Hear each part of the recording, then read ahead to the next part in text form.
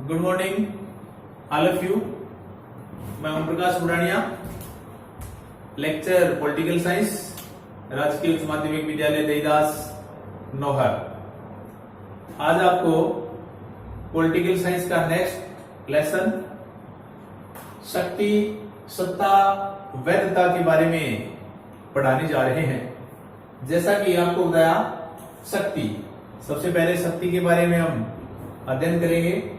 शक्ति यानी पावर, शक्ति क्या है, शक्ति के प्रकार क्या है, शक्ति को लागू करने के सिद्धांत क्या है, शक्ति कैसे वर्तमान में प्रभावित करती है, इन्हीं बातों का अध्ययन आज हम इस लेसन में पढ़ने जा रहे हैं। सबसे पहले शक्ति क्या है, शक्ति की जरूरत क्यों पड़ी। वर्तमान समय में देखा जाए तो किसी भी कानून को बनाने के लिए, उसे लागू करने के लिए, उसे क्रियान्वयन करने के लिए उसके पीछे जो महत्वपूर्ण तत्व है जिनकी आवश्यकता है वो है शक्ति। शक्ति वर्तमान समय में राजनीति विज्ञान की सबसे मूल अवधारणा मानी जाती है। प्राचीन समय में शक्ति का मुख्य प्रकार सैनिक शक्ति हुआ करती थी। सैनिक शक्ति प्राचीन समय में शक्ति का मुख्य प्रकार सैनिक शक्ति था, जो आगे जाकर के वर्तमान समय में राजनीतिक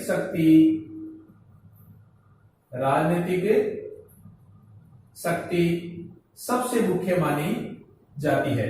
अर्थात दोबारा बता दूं, शक्ति आधुनिक राजनीति की मुख्य अवधारणा है। आधुनिक राजनीति में राजनीतिक शक्ति सबसे मुख्य मानी जाती है। शक्ति का थोड़ा सा इतिहास पढ़ा जाए। शक्ति का इतिहास क्या है, तो प्राचीन भारत में कौन कौन से विद्वान थे जिन्होंने शक्ति की चर्चा की है। उन विद्वानों के नाम जिन्होंने शक्ति की चर्चा की है। प्राचीन भारतीय विद्वान है मनु, कौटिल्य और शुक्राचार्य। इन विद्वानों ने शक्ति की अपने सिद्धांतों में अवश्य ही चर्चा की है।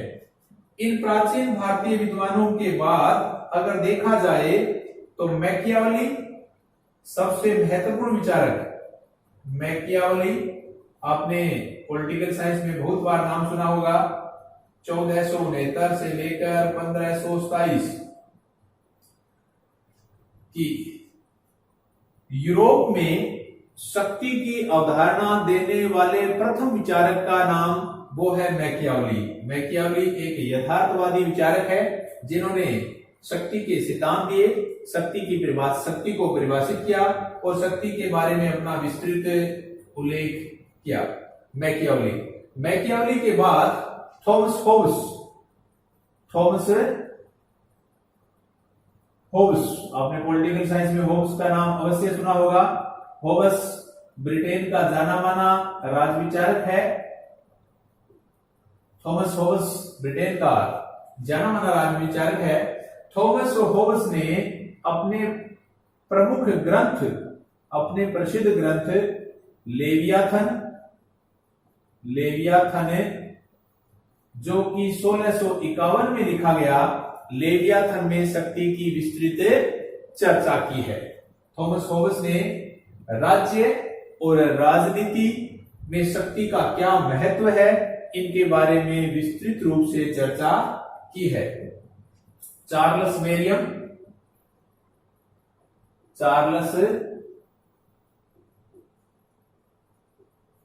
मेरियम वर्तमान पॉलिटिक्स का यूएसए का जाना माना राजवैज्ञानिक, जो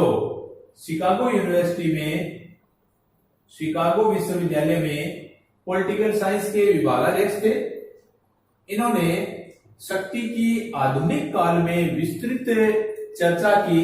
उस विद्वान का नाम है चार्ल्स मेरियम वही विद्वान जिन्हें व्यवहारवाद का संस्थापक में भी या व्यवहारवाद के विकास में भी उनका नाम लिया जाता है। वो अमेरिकी चार्ल्स विद्वान जिन्होंने शक्ति की वर्तमान रूप में विस्तृत व्याख्या की है। अगर ऐसे देखा जाए तो वर्तमान समय में शक्ति के मुख्य विद्वानों के नाम कौन कौन से हैं? शक्ति के मुख्य विचारक कौन कौन से हैं? मुख्य विचारक आपको पहले बता दिया, चार्ल्स मेरियम, उसके बाद है Lasswell,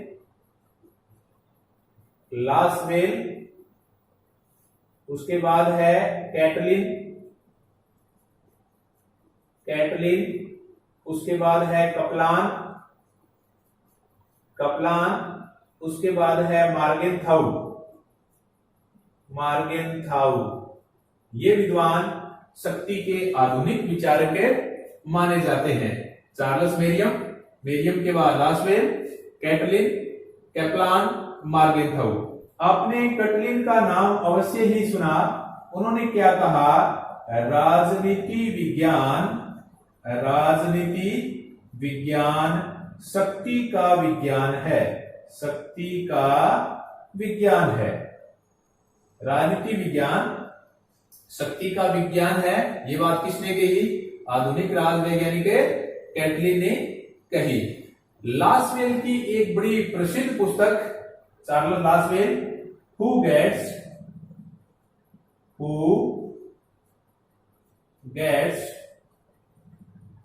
what when and how.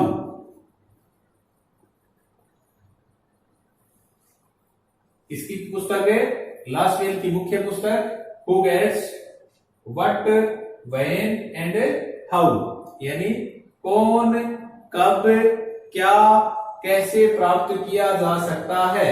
कौन, कब, क्या, कैसे प्राप्त किया जा सकता है। ये पुस्तक किसकी है? लासवेल की पुस्तक है। कौन, कब, क्या, कैसे प्राप्त किया जा सकता है। ये इस पुस्तक के लेखक लासवेल जाने माने वर्तमान समय के शक्ति के मुख्य विचारक माने जाते हैं। इसके बाद नाम आता है मैकाइवर का।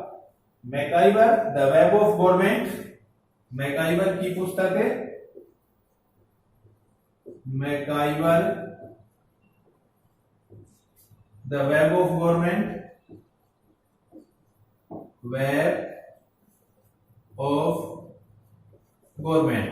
द वेब ऑफ गवर्नमेंट में मैकाइवर ने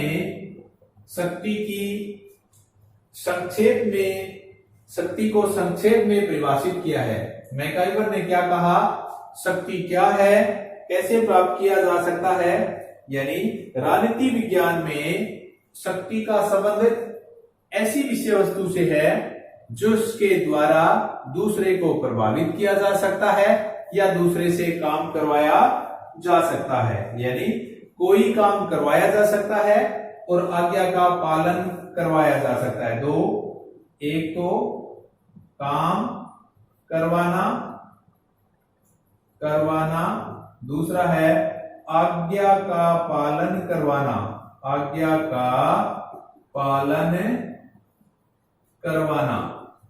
ये बात किसने कही?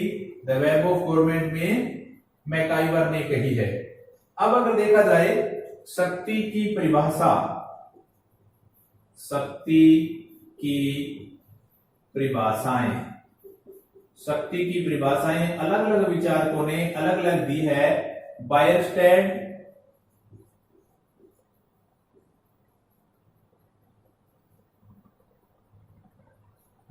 ने क्या कहा?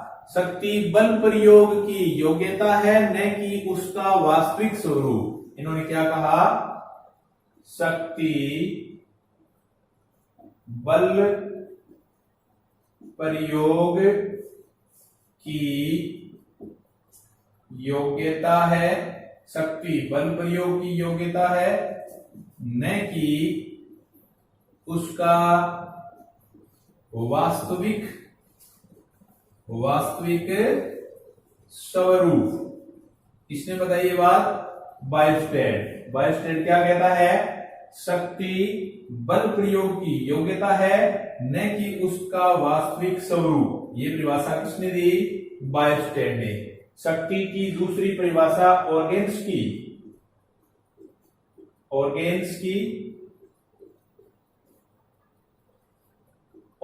ने शक्ति की परिभाषा क्या बताई है? शक्ति के बारे में ऑर्गेन्स्की ने क्या कहा है? उन्होंने कहा दूसरे के आचरण को अपने लक्ष्यों के अनुसार, यानी दूसरों के आचरण को अपने लक्ष्यों के अनुसार, यानी दूसरों के आचरण को अपने लक्ष्यों के अनुसार प्रभावित करने की क्षमता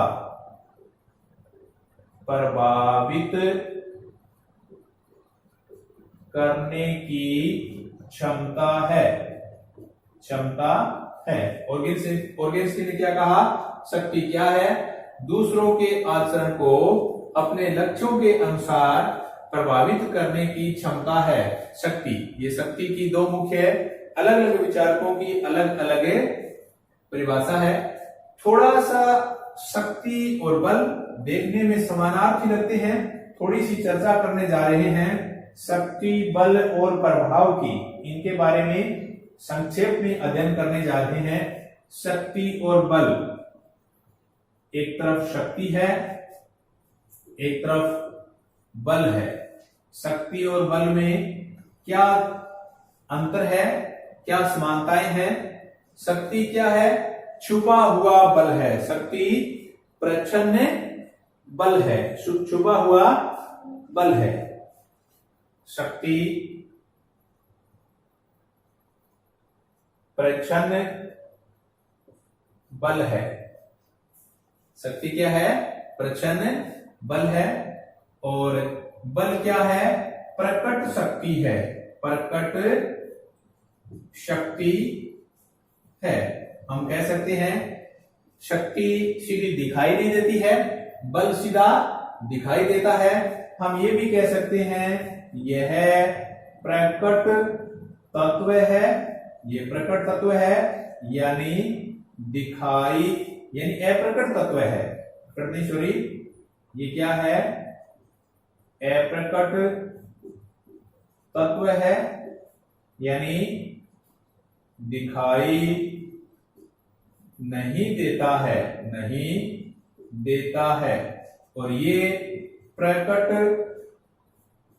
तत्व है, मतलब दिखाई देता है। ये शक्ति और बल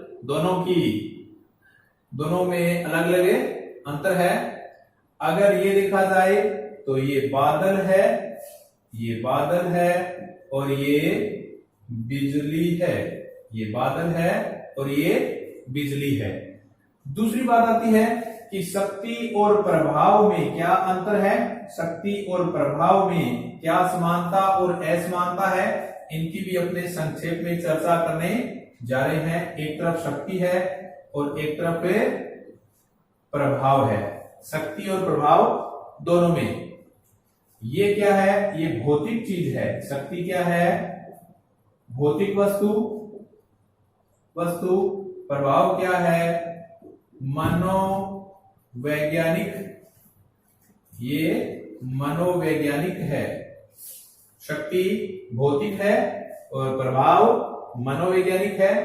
ये अप्रजातांत्रिक है, प्रजातांत्रिक है, और ये प्रजातांत्रिक है।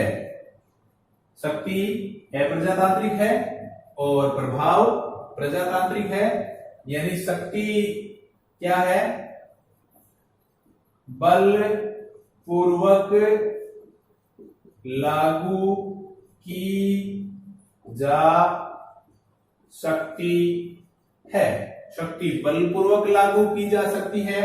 प्रभाव है विल यानी इच्छा पर निर्भर करता है, निर्भर करता है। शक्ति और प्रभाव में क्या अंतर है, दोबारा बताने जा रहा हूं। शक्ति भौतिक विषय वस्तु है, प्रभाव मनोवैज्ञानिक विषय वस्तु है, यानी शक्ति सीधा अगर फिजिकली रूप से देख सकते हैं, जबकि प्रभाव का मन पर प्रभाव पड़ता है। शक्ति अप्रजातांत्रिक है। अप्रजातांत्रिक क्यों है? क्योंकि ये जबरदस्ती लागू की जा सकती है, जबकि प्रभाव प्रजातांत्रिक है। प्रजातांत्रिक कैसे है? क्योंकि ये मनुष्य के इच्छा विल पर निर्भर करता है, इसे बलपूर्वक लागू किया जा सकता है, और प्रभाव को बलपूर्वक लागू नहीं किया जा सकता। ये इनके अलग अलग असमानताएं हैं। अगर देखा जाए शक्ति के प्रकार कौन कौन से हैं? नेक्स्ट अपना टॉपिक है शक्ति के प्रकार। शक्ति के प्रकार और शक्ति के तरीकों की अगर चर्चा की जाए तो शक्ति के 3 प्रकार, यानी शक्ति के प्रकार, 3 प्रकारों की हम यहां चर्चा करने जा रहे हैं। पहला क्या है? राजनीतिक शक्ति। राजनीतिक शक्ति, राजनीतिक शक्ति। नंबर 2 आर्थिक शक्ति, आर्थिक शक्ति। नंबर 3 विचारात्मक शक्ति। 3 प्रकार शक्ति के अलग अलग प्रकार देखिए। राजनीतिक शक्ति, दूसरा है आर्थिक शक्ति, तीसरा है विचारात्मक शक्ति। राजनीतिक शक्ति में क्या आता है? कौन कौन सी चीजें, कौन कौन सी विषय वस्तु शामिल होती है? पद प्रतिष्ठा, पद प्रतिष्ठा आदि राजनीतिक शक्ति के अंदर, यानी मूल संसाधन, पद प्रतिष्ठा, कर आदि इसमें शामिल किया जाता है। राजनीतिक शक्ति को चलाने के लिए सरकार के 3 अंग राजनीतिक शक्ति को चलाते हैं। तीनों अंग कौन कौन से? व्यवस्थापिका, दूसरा है कार्यपालिका, और तीसरा न्यायपालिका। यानी राजनीतिक शक्ति में पद प्रतिष्ठा, संसाधन, कर आदि चीजें शामिल होती है। राजनीतिक शक्ति को चलाने के लिए सरकार के 3 अंग काम आते हैं। सरकार के 3 अंग कौन कौन से हैं? व्यवस्थापिका, कार्यपालिका और न्यायपालिका। तीनों अलग अलग ये काम में आते हैं। ठीक है, ये सरकार के 3 रूप है। नेक्स्ट है आर्थिक शक्ति। आर्थिक शक्ति उत्पादन के साधन आर्थिक शक्ति में आते हैं। आर्थिक शक्ति को राजनीतिक शक्ति का आधार माना जाता है। महत्वपूर्ण चीज है आर्थिक शक्ति को राजनीतिक शक्ति का आधार माना जाता है। अलग अलग विचारधारा में आर्थिक शक्ति के अलग अलग स्वरूप बताए गए हैं। जैसे देखा जाए उदारवाद में सिर्फ आर्थिक तत्व का महत्व नहीं दिया जाता। उदारवाद में आर्थिक तत्व के साथ साथ अन्य बातों का भी ध्यान रखा जाता है। लेकिन मार्क्सवाद की विषय वस्तु आर्थिक शक्ति है। कार्ल मार्क्स ने यह कहा कि दुनिया की सारी शक्ति आर्थिक शक्ति पर टिकी हुई है, आर्थिक शक्ति पर स्थिर है। तो आर्थिक शक्ति को मुख्य आधार कौन मानता है? मार्क्सवाद के मुख्य प्रणेता कार्ल मार्क्स को माना जाता है। तीसरी है विचारात्मक शक्ति, यानी अलग अलग विचारधारा। हर एक समाज में, हर एक देश में अलग अलग विचारधारा के लोग रहते हैं। कहीं पर उदारवादी विचारधारा पाई जाती है, उदारवादी विचारधारा पाई जाती है, कहीं पर साम्यवादी विचारधारा पाई जाती है, कहीं पर समाजवादी विचारधारा पाई जाती है। यानी अलग अलग देशों में अलग अलग विचारधाराएं पाई जाती है। विचारधाराएं कभी भी समान नहीं रहती। जैसे जैसे वक्त बदलता जाता है विचारधाराओं में भी परिवर्तन होता रहता है, लेकिन जैसे जैसे विचारधाराओं में परिवर्तन होगा, वक्त में परिवर्तन होगा, विचारधाराओं को मुख्य रूप से दोबारा वैसे ही लागू करने के लिए कुछ लोग कुछ देशों में क्रांति का सहारा लेते हैं। जैसे साम्यवाद का उदाहरण मैं बताने जा रहा हूं। साम्यवादी अवधारणा जो क्रांति पर स्थिर है, साम्यवाद की मुख्य अगर दुनिया में चर्चा की जाए तो सोवियत संघ और क्यूबा आदि देशों में, सोवियत संघ, क्यूबा, चाइना आदि देशों में साम्यवाद का सहारा क्रांति के माध्यम से लिया गया था। भारत में भी कुछ राज्य ऐसे हैं जहां साम्यवाद के नाम पर आंदोलन किए जाते हैं, साम्यवाद के नाम पर हिंसक क्रांतियां की जाती है। तो ये है शक्ति के अलग अलग प्रकार। राजनीतिक शक्ति, पद प्रतिष्ठा आदि उनको चलाने के लिए सरकार के तीनों अंग है। ये औपचारिक स्वरूप होता है। व्यवस्थापिका, कार्यपालिका, न्यायपालिका औपचारिक स्वरूप है, लेकिन इनके साथ साथ अनौपचारिक स्वरूप भी होता है। अनौपचारिक स्वरूप यानी राजनीतिक दल, दबाव समूह आदि अनौपचारिक स्वरूप है। दूसरा है आर्थिक शक्ति, जो उत्पादन के साधनों पर निर्भर करती है। आर्थिक शक्ति को राजनीतिक शक्ति का मुख्य पार्ट माना जाता है, यानी आधार माना जाता है। अलग अलग विचारधारा में अलग अलग देन है। उदारवाद के अनुसार आर्थिक संसाधन सब कुछ नहीं है, आर्थिक के साथ साथ राजनीतिक शक्ति भी महत्वपूर्ण है। लेकिन मार्क्सवाद ने क्या कहा? दुनिया की सारी शक्ति आर्थिक शक्ति पर टिकी हुई है। कार्ल मार्क्स कहता है, मार्क्सवादी विचारधारा कहती है सारे संसाधन आर्थिक शक्ति पर टिके हुए हैं। तीसरी है विचारात्मक शक्ति, जो विचारधारा पर निर्भर करती है। हर एक देश, समाज, राज्य में अलग अलग विचारधाराएं पाई जाती है। जहां खुला लोकतंत्र है, नकारात्मक उदारवाद पाया जाता है। कहीं कहीं पर साम्यवादी विचारधारा पाई जाती है, कहीं कहीं पर राज्य के सहायता के द्वारा समाजवादी विचारधारा भी पाई जाती है। लेकिन विचारधारा समय के साथ परिवर्तित होती है। विचारधारा में परिवर्तन के कारण क्रांतियां भी होती है। तो ये हमने बताया शक्ति के अलग अलग प्रकार। अब है शक्ति की संरचना। शक्ति की संरचना या शक्ति के सिद्धांत बड़ा आसान और महत्वपूर्ण पार्ट है इस टॉपिक का। शक्ति की संरचना कैसे बनती है, शक्ति के सिद्धांत क्या है? शक्ति की संरचना यानी शक्ति के सिद्धांत। शक्ति के सिद्धांत पूरी दुनिया में अगर पढ़ा जाए तो शक्ति के अलग अलग सिद्धांतों की अब यहां अपने चर्चा करने जा रहे हैं। पहला है वर्ग प्रभुत्व का सिद्धांत। पहला वर्ग प्रभुत्व का सिद्धांत। वर्ग प्रभुत्व का सिद्धांत किसका माना जाता है? ये मार्क्सवाद। वर्ग प्रभुत्व का सिद्धांत किसने दिया? कार्ल मार्क्स ने दिया। कार्ल मार्क्स ने कहा प्रत्येक समाज में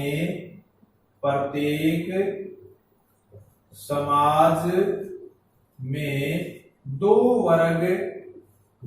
वर्ग हमेशा रहते हैं। दो वर्ग। कार्ल मार्क्स ने कहा एक है बुर्जुआ वर्ग, एक तो है बुर्जुआ वर्ग, दूसरा है सर्वहारा वर्ग। बुर्जुआ यानी पूंजीपति और सर्वहारा यानी श्रमिक। वर्ग प्रभुत्व का सिद्धांत किसने दिया? कार्ल मार्क्स ने दिया। कार्ल मार्क्स ने क्या कहा? प्रत्येक समाज में हमेशा दो वर्ग रहते हैं, जो शासन करता है पूंजीपति वर्ग, और जो शासित होता है वो है श्रमिक वर्ग। कार्ल मार्क्स ने कहा दुनिया का इतिहास वर्ग संघर्ष का इतिहास है। कार्ल मार्क्स ने क्या कहा? विश्व का इतिहास वर्ग संघर्ष का इतिहास है। विश्व का इतिहास वर्ग संघर्ष का इतिहास है। ये बात किसने कही? ये कार्ल मार्क्स ने कही। वर्ग संघर्ष के अंदर ये बातें बताई गई है। ठीक है, तो ये था वर्ग प्रभुत्व का सिद्धांत। किसने दिया? कार्ल मार्क्स ने दिया। दूसरा है विशिष्ट वर्गवादी सिद्धांत। विशिष्ट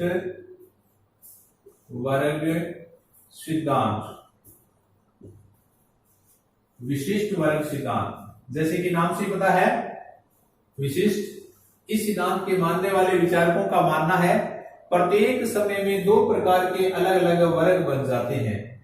कुछ लोग विशिष्ट होते हैं और कुछ लोग सामान्य होते हैं। विशिष्ट को अभिजन भी कहा जाता है। विशिष्ट कैसे बनते हैं? विशिष्ट यानी विशेष कैसे बनते हैं? अपनी बुद्धि, अपनी योग्यता, अपनी क्षमता या अनुशासन के या अनुवांशिकता के आधार पर भी विशिष्ट माने जाते हैं, जबकि शेष सामान्य है। इस सिद्धांत को मानने वाले तीन मुख्य विचारक माने जाते हैं। पेरेटो,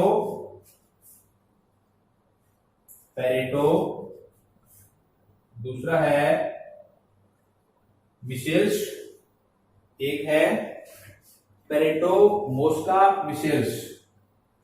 एक पेरेटो, एक मोस्का और तीसरा है मिशेल्स।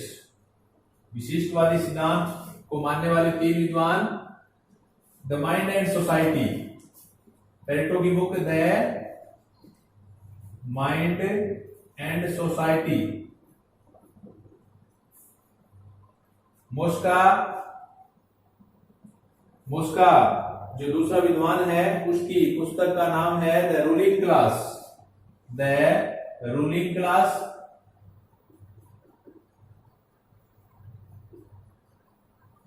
और मिसेस पॉलिटिकल पार्टीज। विशिष्टवादी सिद्धांत किसने दिया? पेरेटो, मोस्का, मिशेल्स ने दिया। इन्होंने क्या कहा? प्रत्येक टाइम में दो प्रकार के लोग होते हैं।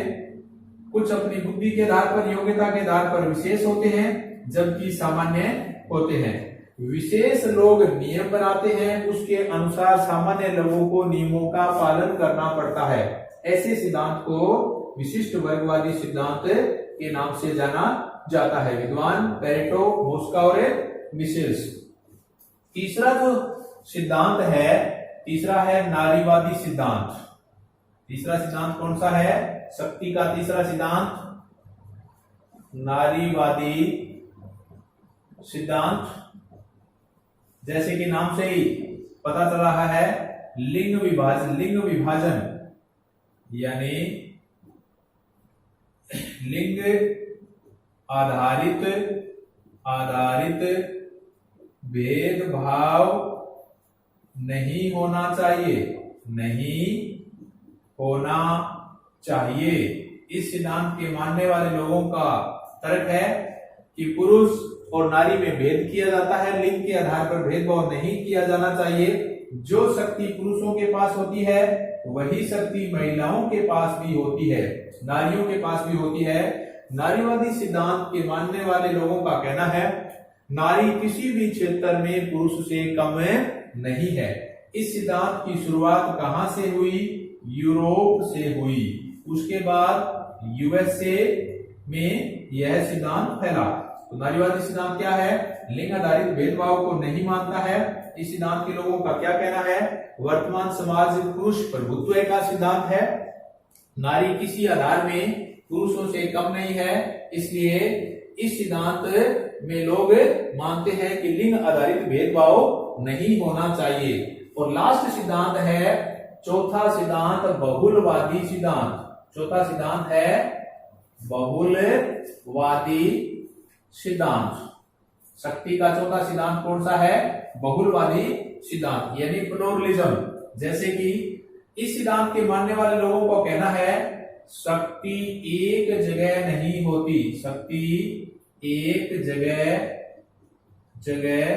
नहीं होती, शक्ति समूह में होती है। बहुलवादियों का क्या मानना है? शक्ति समूहों में होती है। बहुलवादियों का क्या मानना है? शक्ति एक जगह नहीं है, शक्ति एक संघ में नहीं, शक्ति अलग अलग समूहों या संघों में बटी हुई है, शक्ति श्वासों में बटी हुई है। जैसे लास्की, लिड से आदि मुख्य विचारक है जो बहुलवादी सिद्धांत को मानने वाले हैं। उन्होंने क्या कहा कि शक्ति एक जगह नहीं, शक्ति का बिखराव होना चाहिए, शक्ति अलग अलग समूह में विभाजित होनी चाहिए। तो प्यारे विद्यार्थियों, इस पाठ में हमने शक्ति के बारे में अध्ययन किया। उम्मीद करता हूं कि अवश्य ही आपको ये शक्ति का टॉपिक पसंद आएगा। कहते हैं जिंदगी जीना आसान नहीं होता, बिना संघर्ष कोई महान नहीं होता, जब तक न पड़े हथौड़े की चोट पत्थर पर, पत्थर भी भगवान नहीं होता। उम्मीद करता हूं कि अवश्य ही ये टॉपिक आपको पसंद आया होगा। अगर टॉपिक पसंद आए तो ज्यादा से ज्यादा इसको सब्सक्राइब करें और वीडियो को शेयर करें। जय हिंद, धन्यवाद दोस्तों।